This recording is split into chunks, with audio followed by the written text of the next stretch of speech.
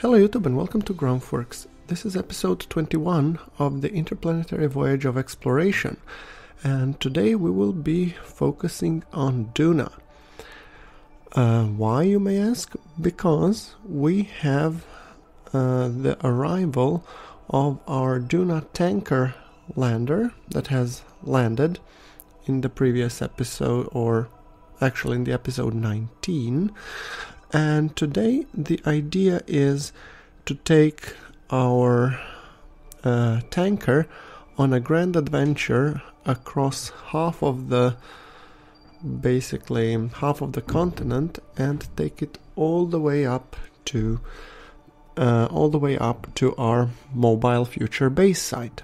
So, without further ado, let us just select our Duna rover, Duna rover 2, which is landed at Duna.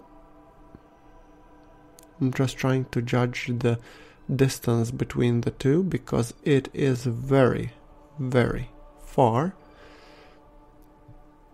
And let us just switch focus to it. Okay, so here we are. This is our lander and our tanker rover. Note that I will be using Chuck to actually drive the rover all the way here, up to the carbonite miner, so this episode will be a very, very long one. We have a total of 708 kilometers to drive, which I will be showing a lot in time-accelerated manner. So, 708 kilometers to drive, and then we have our lander, which will hopefully perform a suborbital hop all the way up to our future base site. So let's take control from here, unlock the brakes, and let's get on our merry way. But before we do that, I was thinking we might want to just stop by for a quick selfie, because, you know, when embarking on a grand adventures, you do want to remember these moments, so yeah. Okay, Ikrit, please make sure that you descend so that we can take some selfies. Yep, come on, move along.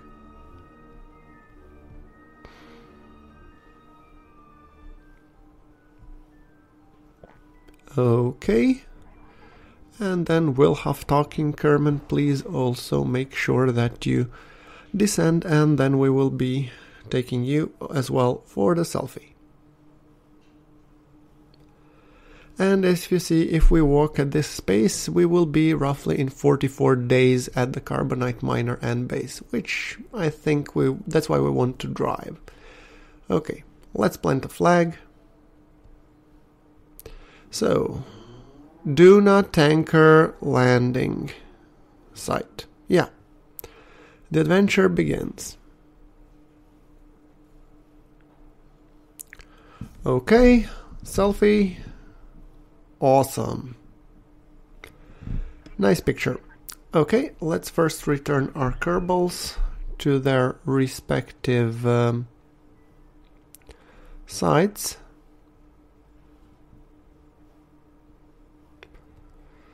So you will have talking. I definitely want to be putting into the rover. Then I want to be putting into the rover. And you will be going to the lander as well.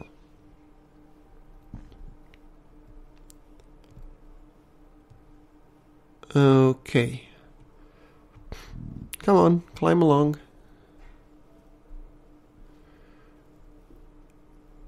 Perfect. Okay, great. For now, in this episode, let's focus on the rover. Probably in the next one, we'll focus on the lander. So, scan set overlay. I'm just trying to see if I can find another suitable location, because driving this far feels a little bit far, but okay, yeah. I'm pretty much committed to driving to the destination, so yeah, might as well. Sorry for a little bit of fiddling, I was just trying to find an alternative location in case we don't succeed of going that far, but let's see, add a waypoint.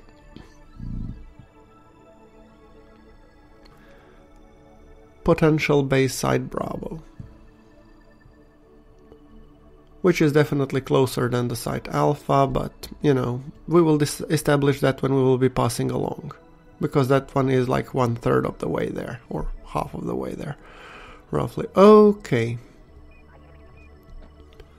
That being said, we have actually quite a long drive ahead of us. So let's first go to the site Bravo, and then we will be continuing on the site Alpha, hopefully. So, let's take it from there. Chuck, you're driving. And like I said, I will be featuring this in a little bit time accelerated fashion because, well, nobody wants to see me drive 270 kilometers in real time, which does take roughly, as you can see, 2.5 up to 3 hours, and we're talking hours real time, non-accelerated. So yeah, let's just continue and let us drive all the way up to our destination. I am showing this, I believe, in roughly 4 times video acceleration, so that you don't have to watch 2 hours rather than just half hour, hopefully. Okay. That being said, this rover is actually pretty nice. It's pretty powerful, has a lot of stuff in there. Although I must say it feels a little bit weighty and bulky, so I mean, the idea is that we come eventually to the site Alpha and that we connect this rover to the rover that will be landing piloted by John and Zayden. So yeah. Chuck, obvious. Our target velocity is 700. I'm just trying to line up with the target to secure a closer approach.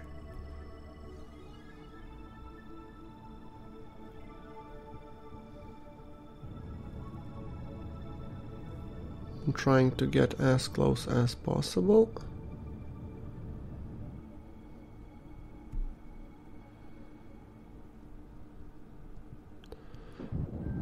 .3, so let's just decelerate a little bit. There we go.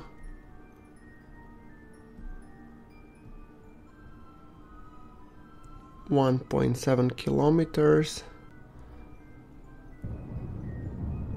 There we go. Slowing down relative to target. Sorry, I had a game crash in the middle, so I had to restart.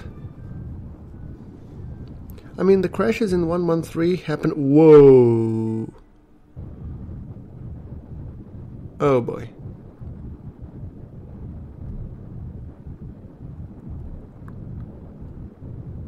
Okay, I missed the orbital lamp by a nice wide margin. Okay, that wasn't smart. Well, we do have an intersect over here, so still let's line it up. Okay, let us just do the maneuver node. That one will be happening in 2 minutes. Coming up on it, and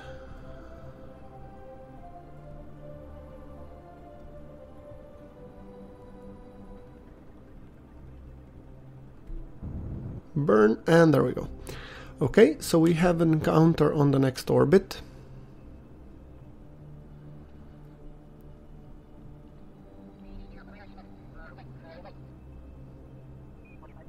And when we line up, target 0.1 kilometer in 4.53 seconds. Relative target 205. I'm gonna just keep coming a little bit closer because we are still far out.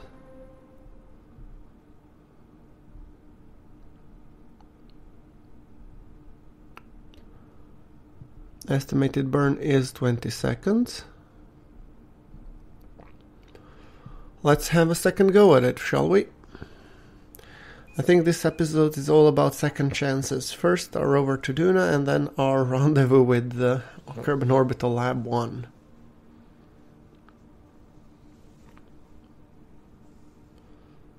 So let's see. 120, and we have a meeting in 60 seconds, so we will be wanting to decrease our target velocity a bit. We are perfectly lined up with the Kerbal Orbital Lab, that's for sure. But I do want to kill our velocity because these nukes aren't too powerful, and as you saw in the previous orbit I wasn't able to stop fast enough, so that's how I basically screwed my orbit in the first place. So yeah. I want to drop the velocity when we will be coming within the range of a couple hundred meters. I will be dropping it to 10 meters per second, but I'm dropping it in increments so that our approach is not too aggressive. Okay, and 30 meters per second, 20. Whoa, and it still feels like a bit of aggressive move, but okay. Only when they start burning and I see how Kerbal Orbital Lab is actually close. Well, that's kind of interesting. Okay, let's pull up the docking maneuver node. So, sadly this one doesn't have the docking port on the top, so I'll have to use the bottom one. I traded basically the docking port and cargo bay for the passenger module, which in the end I'm not using, so, well, may not be the best design on my part, but still it gets the job done. As you can see, we are docking with the Kerbal Orbital Lab, which was the whole purpose, to ferry people between Kerbal Orbital Lab and Duna. So 253 meters. HMV and Mike J. Kerman are coming home. We are lined up. We just now need to use our translation thrusters to be able to dock.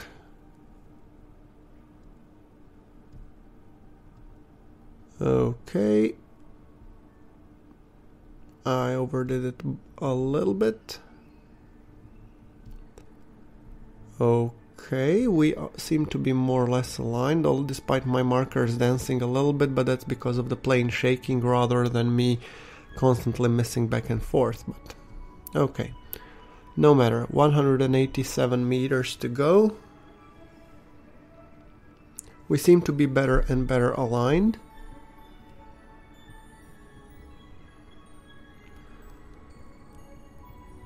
I'm just trying to get stable enough approach and then just make sure to, well, basically be able to dock with the damn thing.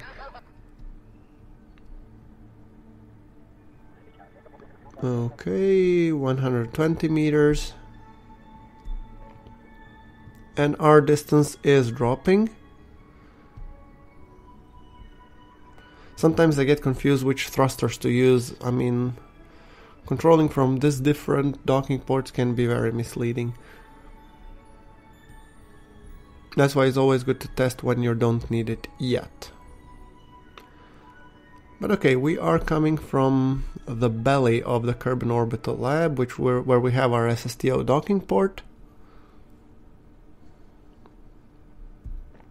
40 meters to go.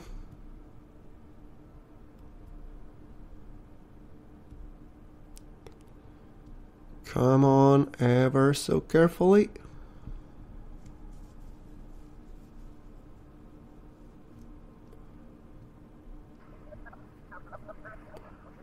$20 meters.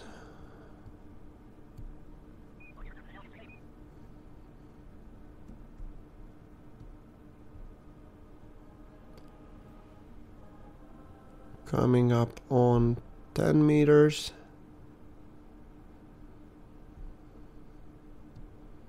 Okay, final alignments. Everything looking good.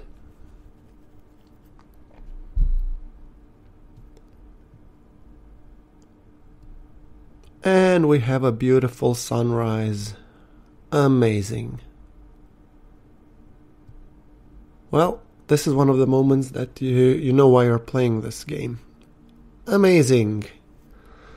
Ladies and gentlemen, HMV Kerman and Mike J. Kerman have returned home. So, let us quickly refuel the Voyager. I mean, we do have enough fuel in the fuel tank and all that stuff, so we will be just refueling it for its next endeavor. And then we will be transferring our guys that have just arrived. So HMB and Mike J, come on, come up.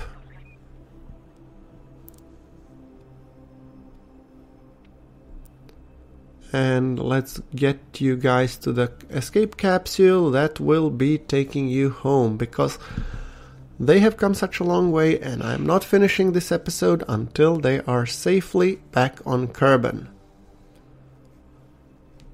So, grab and board, please. That's one guy in the return module, and time to get... I mean, I could just transfer them via internal, but where would be fun in that? So, get up.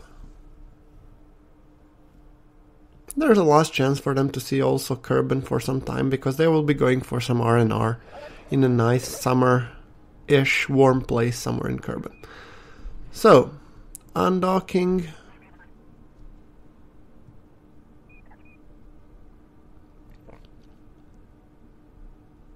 Beautiful view.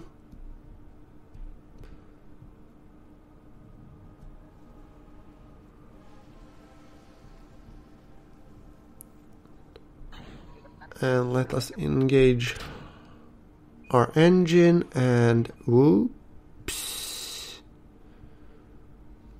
Okay, that wasn't part of the plan. I was supposed to use this return thruster to actually return back to Kerbal. Fortunately, we have some monoprop, and due to this module containing the science experiment, I had 4 RCS thrusters on top of it, so maybe I can still salvage this. Wow, talk about second chances.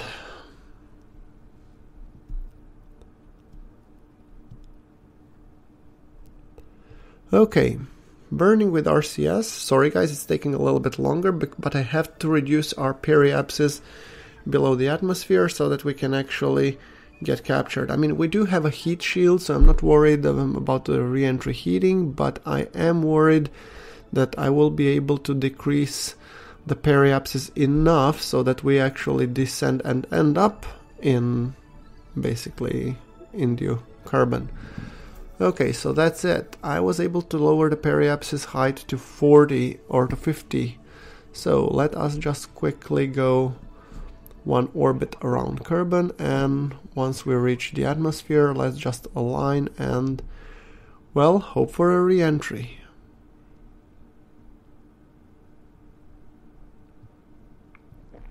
Closing down the remote tech, because we will need to radio our location once we land. I'm hoping we'll land on this orbit, but you never know.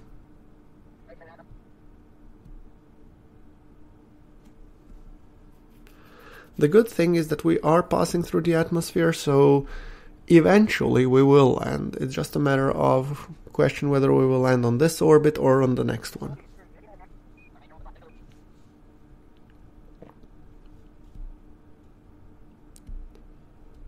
Okay, our apoapsis is dropping and periapsis has gone beneath the rise of Kerbal, which means we are landing on this orbit, which is great. I mean, HMV and Mike J, you had enough of space adventures. I think it's time to return you guys back home.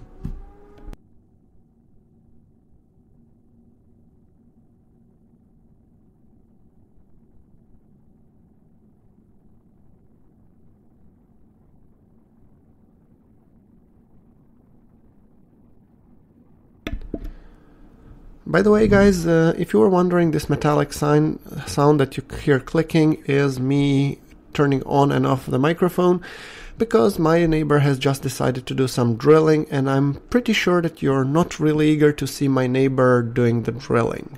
So yeah, I'm trying to spare you of that by enabling and disabling the microphone. So that clink you hear is me trying to cut out my neighbor drilling. Okay. We are burning, seem to be going very well. Our aero brake is going good enough, and it's a matter of question whether or not we will be landing in the ocean or we will be landing on the flatlands or shores, or what the hell is this biome? It's shores. Okay. Kicking the chutes.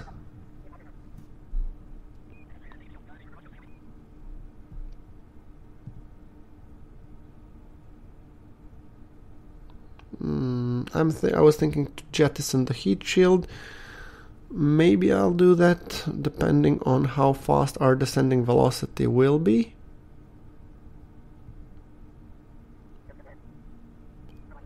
Okay, it seems that we will be landing on the grasslands, which is nice. Okay, my chutes have deployed, and our surface velocity is 3.6, so no need for me to ditch the heat shield. It's actually good, gives us some downwards velocity. Okay, guys, I mean, as soon as we basically land and make sure that we recover our Kerbals, I will wish you all guys farewell for this episode. Thank you for watching the episode. Like if you like the episode, and hit subscribe for more KSP goodness that will be coming soon. Great.